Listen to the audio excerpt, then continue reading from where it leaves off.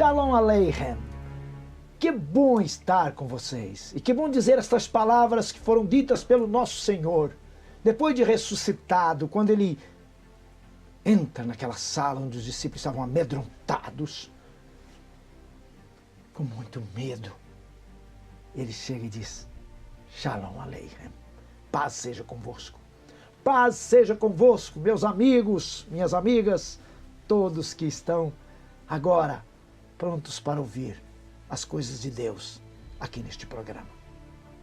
Hoje eu tenho o prazer de conversar com um homem que vê o trabalho como uma missão e que acredita que a relação familiar e o sustentáculo é o sustentáculo de todas as relações sociais. Isso que ele diz. A relação familiar. Gravei isso dele. E é com muito carinho que eu recebo você aqui hoje, meu caro amigo, Dr. Fernando Carvalho, que é advogado e atualmente chefe do gabinete da presidência da Fundação Hospitalar do Estado de Minas Gerais. Bem-vindo, meu amigo. Muito obrigado. Eu quero, para início da nossa conversa de hoje, doutor Fernando, perguntar algo para ti que é muito... Eu pergunto só para pessoas assim que eu sei que tem... que já me contou alguma experiência. Como foi o seu encontro com Jesus? Como é que foi a sua experiência assim? De repente, ele é. Como é que foi isso? Diga para mim. Na verdade, pastor Joaquim,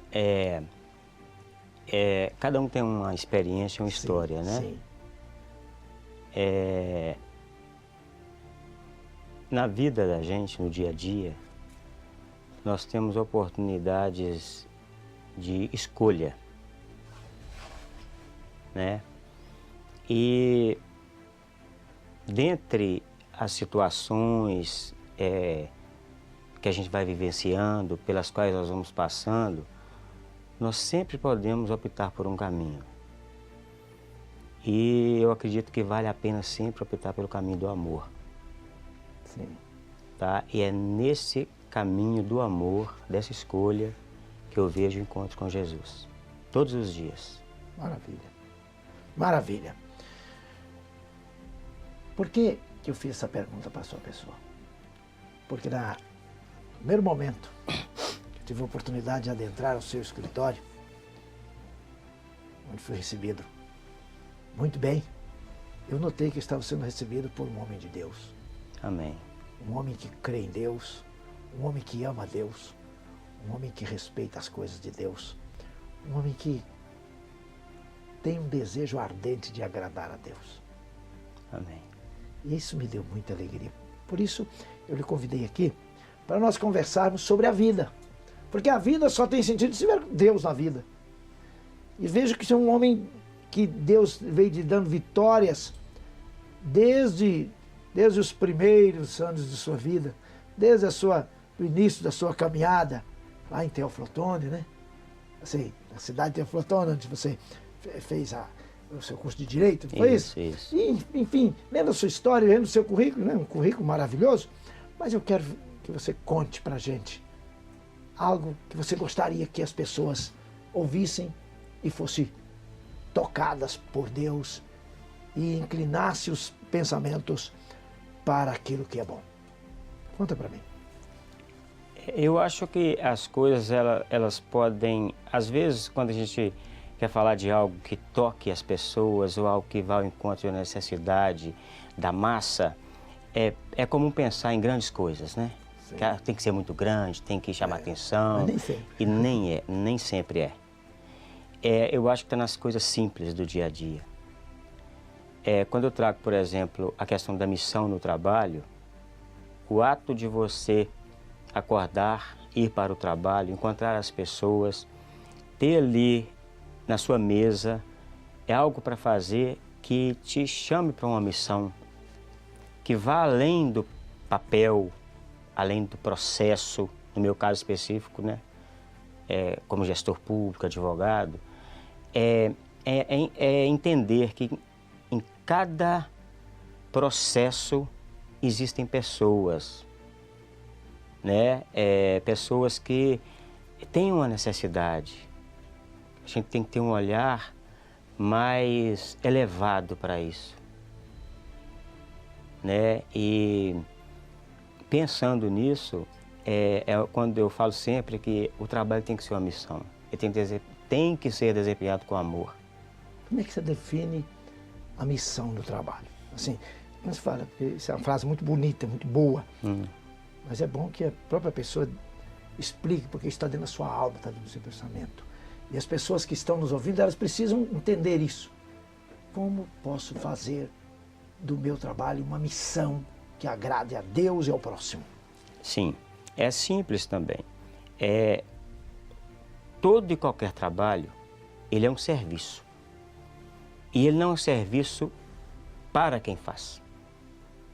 Eu não trabalho para mim. É um serviço para o outro, para o próximo. Então, como chefe de gabinete de uma instituição tão importante, você não trabalha para você. Não, de jeito nenhum. E ainda mais em se tratando de uma instituição pública, né? Sim. A coletividade é que recebe o meu trabalho. E quando você desempenha qualquer ato no seu trabalho, ele tem que ter vamos dizer assim, um motivo maior que o simplesmente fazer, que o simples fazer, né? Na saúde pública, por exemplo, quando você desembaraça um processo e você consegue com isso, quando você consegue entender que você sai da simples burocracia e você poderia causar um entrave, mas você entende que daquela forma como está, não é possível fazer para atender os princípios da administração pública, né? Mas você tem o jeito de fazer correto, a forma como está equivocada, mas você pode avançar, instruir, por exemplo, no caso de um hospital que mandou um processo para comprar um medicamento que está errado, mas você instrui o gestor a forma de fazer corretamente, ao invés de simplesmente devolver, dizendo que está errado, e com aquilo você consegue avançar e comprar, por exemplo, um medicamento que amanhã vai salvar uma vida. Isso é a missão, sabe? Que é o que eu entendo que é a missão para dar um resultado em prol da coletividade, em prol daquele que vai necessitar, que principalmente em se tratando de rede pública de saúde, que é o usuário do SUS. Eu olhando o teu currículo, vejo que você vem servindo nessa posição, não agora apenas, né? Vários anos nessa instituição e em outras. Isso. Mas nesse lugar mesmo onde hoje você está sentado como chefe de gabinete dessa instituição pública, uma das mais importantes, porque cuida de gente, cuida de saúde das pessoas, e faz anos. Quer dizer, você não é uma pessoa que simplesmente chegou agora, não foi ninguém que te premiou com nada, é a sua história. Nessa caminhada, qual o seu testemunho, assim, o que você teria de dizer de glorioso, que foi maravilhoso? Não quer dizer que seja grande, eu gostaria de ouvir um testemunho seu, assim, estas coisas. Eu mesmo tenho um testemunho da sua pessoa, do seu trabalho. Eu poderia citar aqui um fato seu, você fez isso, Deus te usou, você abriu a porta dessa forma, né? Mas eu gostaria que você contasse algo que moveu o seu coração durante essa caminhada. Com muita liberdade e para a glória de Deus, é claro. Olha, lá no início, quando o senhor me fala assim, porque são muitas coisas que a gente pode fazer no dia a dia, né? Tem um fato que me chama a atenção e me marcou muito. Às vezes é interessante que as pessoas me abordam falando, você lembra disso que você fez? Eu não lembro, sinceramente eu não lembro. Não lembro. Às vezes uma cirurgia que aconteceu, que foi um ato da gente que ajudou, ou uma consulta, mas a gente não lembra de tudo. Mas tem fatos que não dá para esquecer. Existe uma menina hoje, está com 18 anos, chama Mariane. Ela é minha afilhada. estava no Hospital de Guanhães, interior de Minas, cidade onde eu nasci, e ela tinha passado da hora de nascer, tinha engolido o líquido amniótico, e alguém que me conhecia, olha, eu que estava começando na saúde pública. E à época, aí, se eu ver o currículo, eu era assessor jurídico. Eu não tinha poder decisório ou de resolver, assim como eu tenho hoje, de eu ligo para um hospital e o cara atende. À época eu estava começando, isso foi em 2000, né? Nós estamos falando de 18 anos atrás. A tia dela me ligou pedindo que se eu podia conseguir uma vaga para ela aqui, que tinha maternidade de Valadares, que é da Rede FEMIG, que é referência em gravidez de alto risco. E essa menina precisava vir para aqui. E o hospital não queria liberar, porque era risco. E ela, essa tia dela conseguiu, através um avião, um voo para trazer essa menina, tirou ela do hospital com a responsabilidade dela e trouxe. Logicamente, depois que eu falei da vaga, né, nós conseguimos uma vaga na maternidade de Valadares. Ela veio, deu entrada. No outro dia eu recebi a mãe lá na assessoria jurídica, me dando informações que a menina... Ela usou um termo interessante, ela falou, minha filha saiu do inferno e entrou no céu. Foi o termo que a mãe usou, eu não me esqueço disso. E passou o tempo, depois ela levou a menina para eu ver, ficou um tempo no hospital, e hoje ela está com 18 anos. E foi lá nos primórdios. Isso me marcou porque é uma pessoa que eu vi depois crescer, né? É da minha cidade, eu encontro. Quando eu chego lá, ela vai me ver. É isso que você chama de o trabalho é uma missão. Missão. Doutor, eu gostaria muito de falar sobre saúde pública, o que nós precisamos fazer para melhorar. Mas o tempo não vai dar para nós discutirmos isto. Eu quero lhe pedir algo muito simples, mas que é glorioso. Eu gostaria que, finalizando, e as pessoas que estão vendo, um homem olhando para você, vê que... Tenho certeza que os meus amigos telespectadores estão olhando e falando assim, tem sinceridade nesse homem, dá para ver no seu rosto. E quem te conhece, como tem o prazer de conhecer já há algum tempo, sabe que realmente tem. Tem Deus na sua vida, tem sinceridade, tem fidelidade. Olha para aquela câmera ali e diga para os nossos amigos o que tem que se fazer para vencer na vida. Amar. Simplesmente amar. Amar em tudo que fizer. Só isso.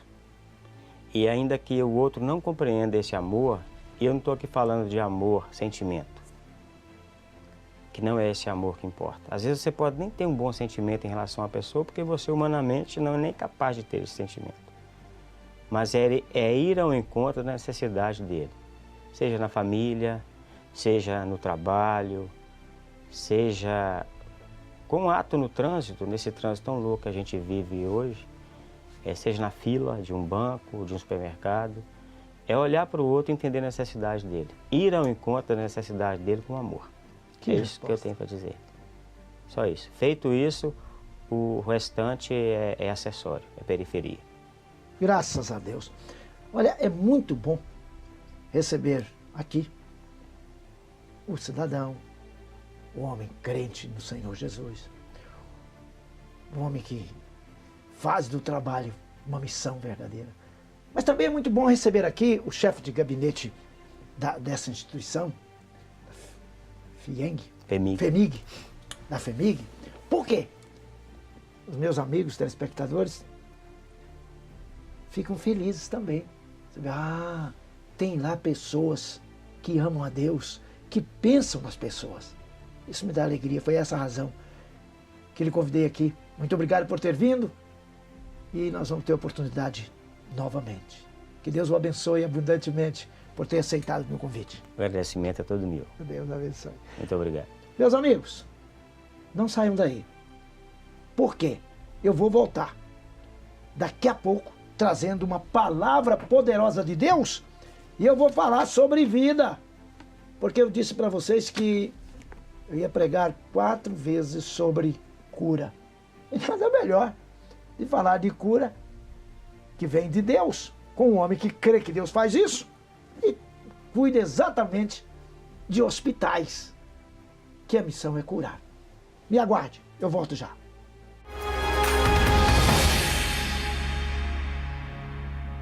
Voltei para trazer a palavra poderosa de Deus, mas eu quero antes convidar você para vir participar comigo. Quero que você se sinta nesta cadeira onde estava aqui o meu amigo, o Dr. Fernando, porque agora nós vamos falar da palavra de Deus e eu quero que você venha para dentro do programa, venha para dentro da palavra que nós vamos meditar agora. Sinta Deus falando com você. Eu quero falar hoje sobre, continuar falando da fé, nossa fé.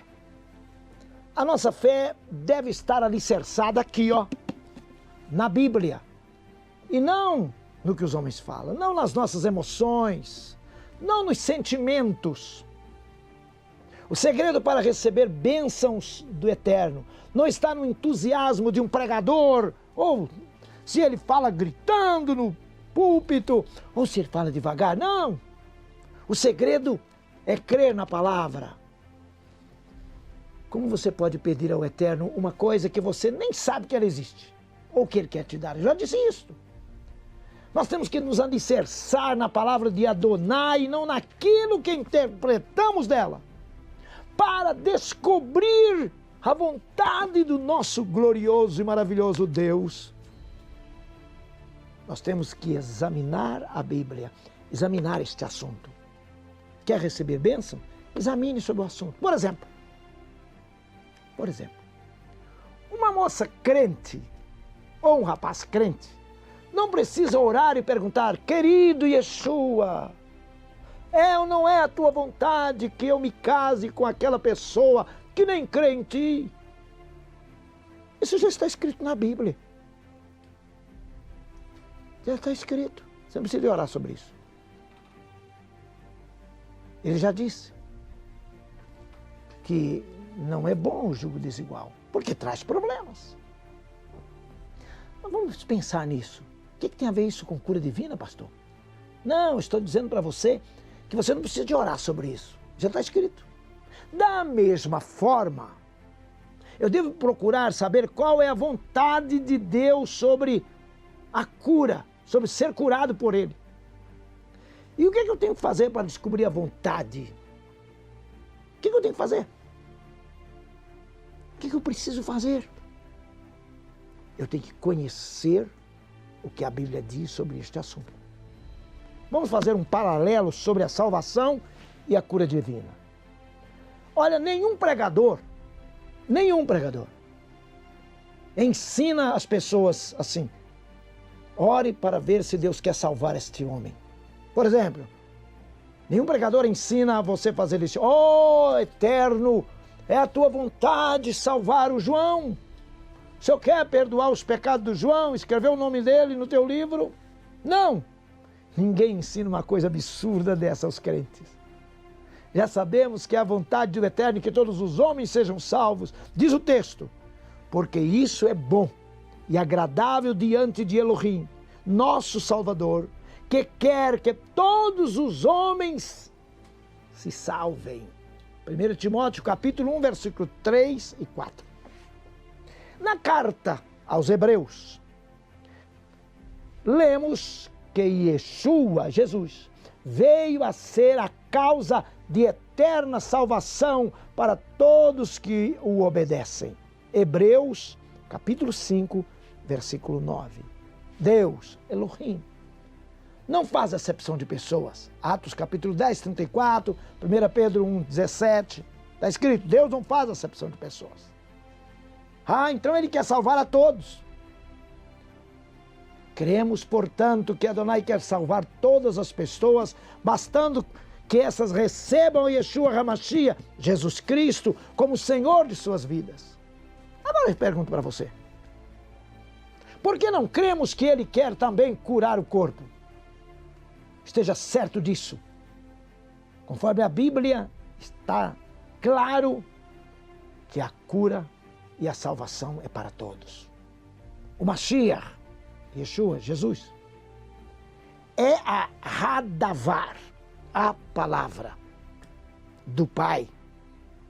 Então, se Yeshua é a palavra do Pai que estava com ele desde o início, logo foi o próprio Ruach, Espírito de Yeshua, de Jesus, que revelou tudo quanto está escrito neste livro de Gênesis a Apocalipse.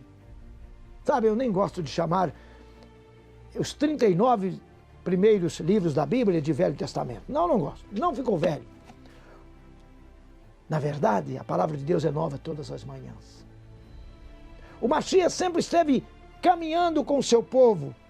Ele sempre esteve suprindo as necessidades de Israel. Por exemplo, a pedra que jorrou água no deserto era o Mashiach. O Rabino Shaul, o apóstolo Paulo, disse: e beberam todos de uma mesma bebida espiritual, porque bebiam da pedra espiritual, aleluia, que os seguia, e a pedra era o Mashiach. Onde está isso? 1 Coríntios capítulo 10, verso 4. Quando lemos a Bíblia, estamos lendo o testamento do nosso Pai, meu Deus, e do nosso irmão mais velho, Yeshua. Certo dia, num país de regime comunista, uma irmã nossa ia para um culto, e o soldado parou e disse: onde é que você está pensando que vai? Ela disse: sabe, eu vou numa reunião de família, nós vamos hoje ler o testamento, porque o meu irmão mais velho morreu. E nós vamos ler o testamento para saber qual a parte que cabe a cada um de nós. Elas iam ler a palavra de Deus, o testamento de Deus. Aleluia! Yeshua diz: examinais a Escritura, nela cuidais de ter a vida eterna, e são elas que testificam de mim. João capítulo 15, 39. Qual é a vontade de Yeshua então? O que Yeshua pensa sobre a nossa cura? Eu quero encerrar hoje dizendo o que Yeshua pensa sobre a cura do nosso corpo. Um leproso disse ao mestre: se quiseres, pode purificar-me. Lucas capítulo 5, verso 12, Marcos capítulo 1, verso 40. Se tu quiseres, podes me curar, podes me purificar. Sabe qual foi a resposta de Yeshua? Bom, eu vou pensar nisso. Não, ele não falou isso. Se você até fosse um homem mais honesto. Não, Yeshua disse bem assim: quero, fica limpo, aleluia, quero. Meus amigos, meus irmãos, a Bíblia é a palavra de Deus para nós hoje. Este quero para aquele homem tem que ser para mim, ou este livro não é para mim. Este quero tem que ser para você, ou este livro não é para você. Quando aquele homem perguntou: se tu quiseres, pode me curar? E Yeshua falou: quero. Então esse quero é para mim. Portanto, por que sabemos ser a vontade do Eterno curar os enfermos? É por quê? Porque está escrito na Bíblia. É por isso que sabemos que o Eterno quer nos curar. É por isso que sabemos, porque está escrito.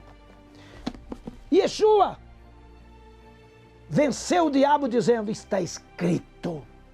Satanás chegou para ele e disse: transforma essa pedra em pães. Ele disse: não, está escrito, nem só de pão viverá o homem. Mas este mesmo Yeshua, que usou a palavra escrita, ele ensinou para nós. Nós temos que usar a palavra escrita. E o que está escrito na palavra? Disse ele: curai os enfermos. Mateus 10, 8. Seria uma incoerência muito grande Elohim mandar curar os enfermos se essa não fosse a sua vontade. E seria uma incoerência muito grande também ficar perguntando: é a tua vontade curar, Yeshua? Ele não mandou curar os enfermos? Ele não mandou orar para os enfermos? Por que eu vou perguntar se é a vontade dele? Então eu não oro: ó Senhor, se for a tua vontade, cura. A vontade já está expressa aqui.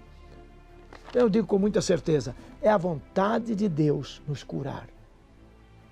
Seria isso novidade? Não, é a palavra. E conhecereis a verdade, e a verdade vos libertará. Você pode crer? Então abra o seu coração e receba. Ore comigo. Meu Pai Celeste, Pai de nosso Senhor Yeshua HaMashiach, como diz o teu filho, Avinu Mahikenu, Shabbat Shammai, Pai e nosso Rei que está no céu, santo seja o teu nome, santo é o teu nome, bendito sejas tu para toda a eternidade.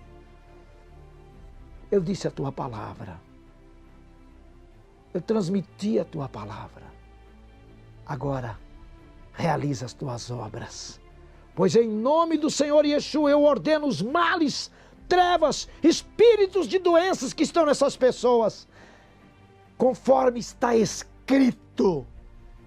Eu digo, saiam dessas pessoas agora, em nome de Yeshua, o Mashiach. Amém. Recebam suas bênçãos, creiam no que ouviram e sejam felizes. E até o nosso próximo programa, em nome de Yeshua, o nosso Rei, nosso Salvador.